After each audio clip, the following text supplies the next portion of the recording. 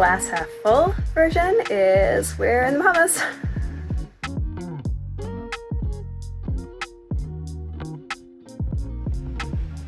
So we got another electrical problem aboard.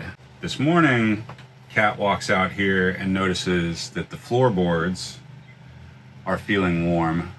So then I remove the floorboards, open up the battery box. Immediately there's just like a wave of heat, and I can see that there's moisture on the underside of the lid and on top of the batteries and in a few spots.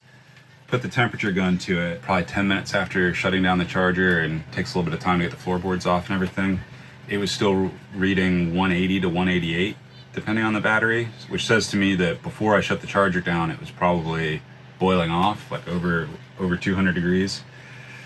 And then now as they're cooling, I can hear them creaking and bubbling, and from these gray vents you can see acid bubbling out.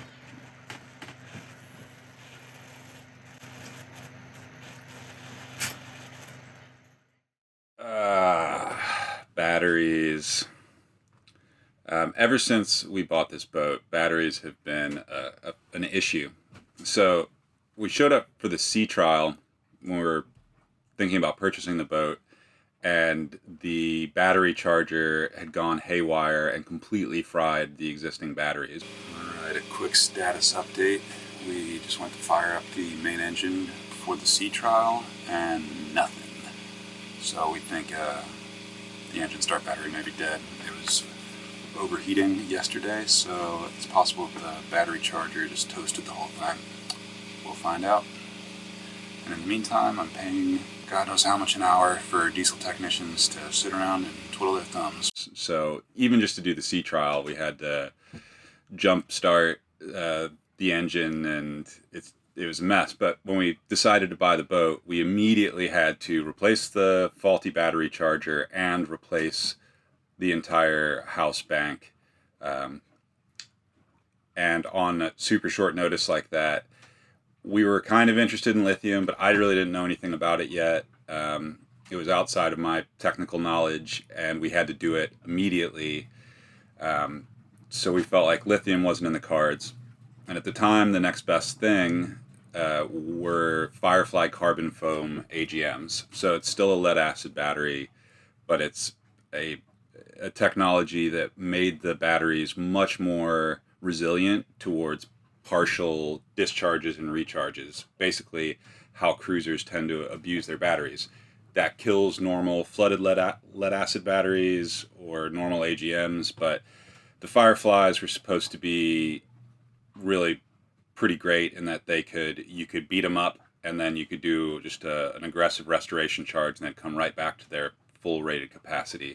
And they're supposed to accept more current than AGMs typically would do. So at great expense, we decided to go with Fireflies because they were essentially just a drop-in replacement for the dead AGMs. Unfortunately, very quickly after buying the boat, we started noticing that there was already some pretty strange capacity issues with the Fireflies. They definitely were not behaving as expected. Tried doing restoration charges on them, and just they were not regaining the capacity that they should. So finally, before we set off to go cruising full time, I got on the phone with the Firefly distributors here in America. So that was E-Marine that we bought them from, and their distributor, Ocean Planet Energy, and stated the issues that I was seeing, and they suggested, like, let's go ahead and file a warranty claim that they'd seen lots of other similar issues. But in order to file the warranty claim and to have all the supporting information, we really wanted to test every battery individually and try to isolate whether it was just one bad battery or all of them. So I pulled the 6 Fireflies out of the boat, brought them into the house, got a programmable charger that I could use, and a programmable DC load creator. I could program the amount of load that I wanted to put onto the battery and then discharge the batteries using this device at that load. So what I was doing is take each individual battery, charge it up to maximum, and then discharge it using this discharging device and record the results as we went along. And I did that multiple times for each battery, put all of it in a spreadsheet, and sent that into Firefly with my warranty claim. They approved the claim in December, said that the replacement batteries would be on the next shipment into the US. There weren't any available for me at the moment, but they'd get me on the next shipment. And that turned into late January to February to March to April to May. And at that point, according to Ocean Planet Energy, who we had a great experience with, they were super helpful through the process. But OPE said that Firefly basically just stopped responding, and then their emails to Firefly just started bouncing, getting returned to sender. So their speculation was that Firefly had closed up shop, or at least closed up any relationship with U.S. distributors.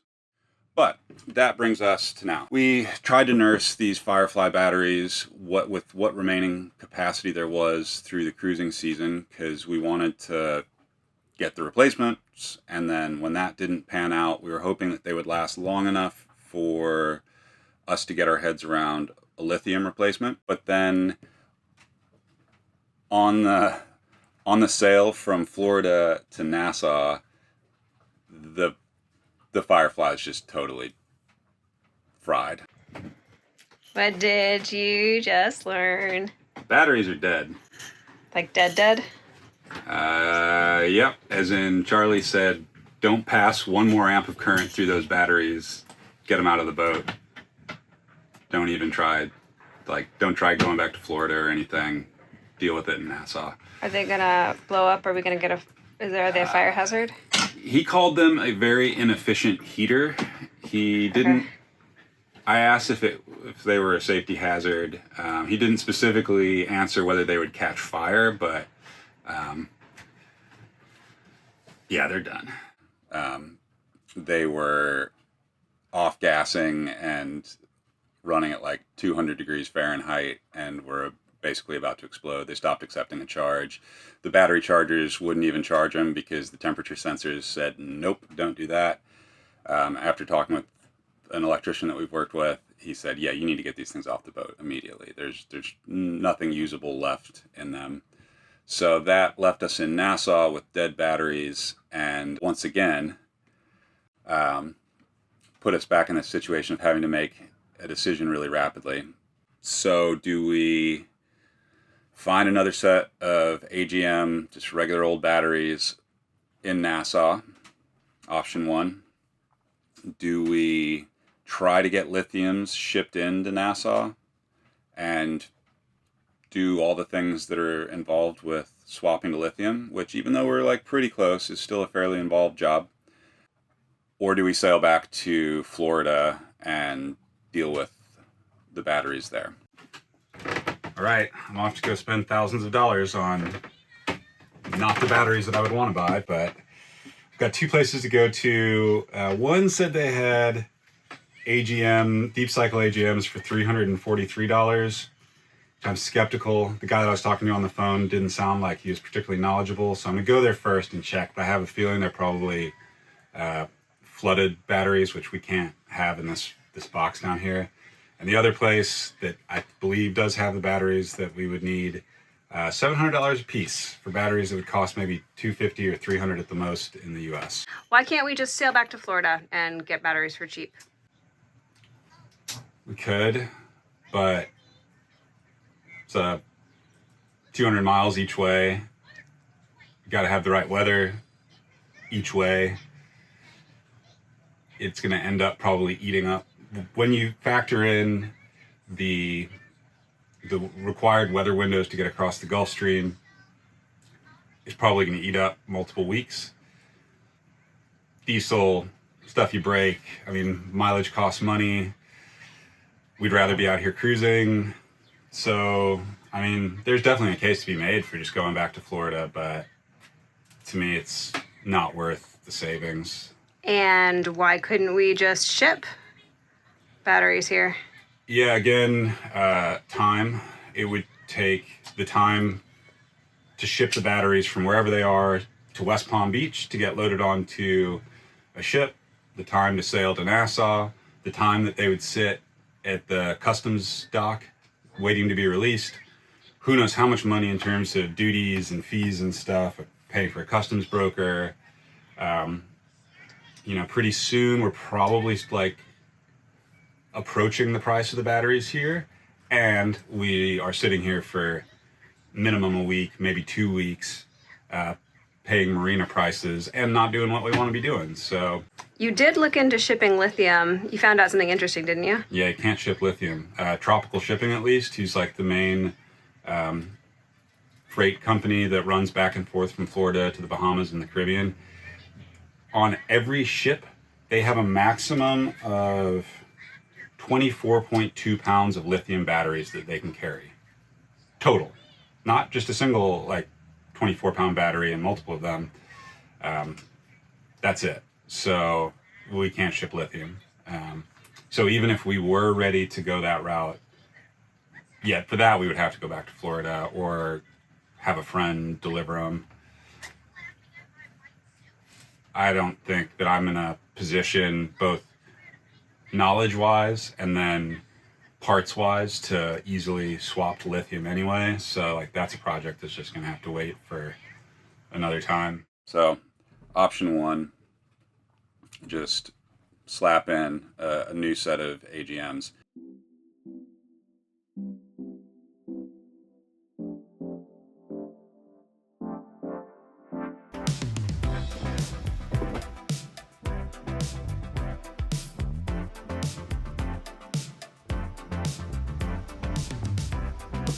All right, got 6 AGMs on the boat waiting to be installed.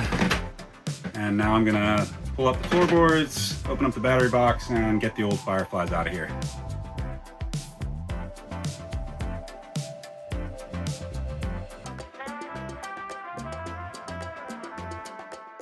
Here we have 6 useless Oasis Firefly batteries. I'm gonna pull them all out. Take these $600 batteries, and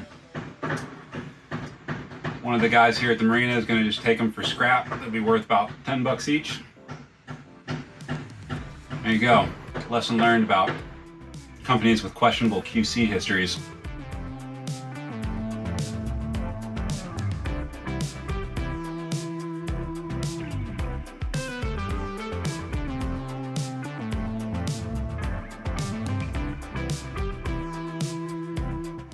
Here we go, 6 new batteries. Thankfully the Group 31s are standardized, so it's a perfect fit. Terminals are different. These ones have studs rather than a bolt going into a female port, but that should be an easy conversion. Gone pretty quick so far. They fit, they work? Yeah, I mean, it's already charging. It was an easy installation. From the time that I left here to go try to buy some to having them fully installed was 3.5 hours. So as far as boat projects go, that's pretty good. Just a direct drop in. So I just got to update some charge parameters on our various charging sources. But other than that, things are good. I'm just gonna take these Fireflies up to the end of the dock, and someone's gonna come by to grab them for scrap in a little bit. Well, Merry Christmas. Pretty nice Christmas present we just got.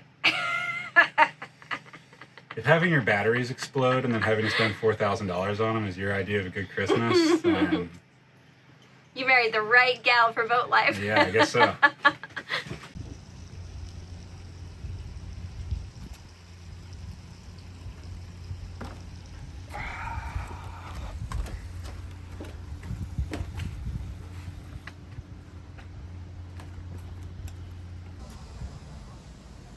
I don't usually want to bag on a company, but Firefly is terrible.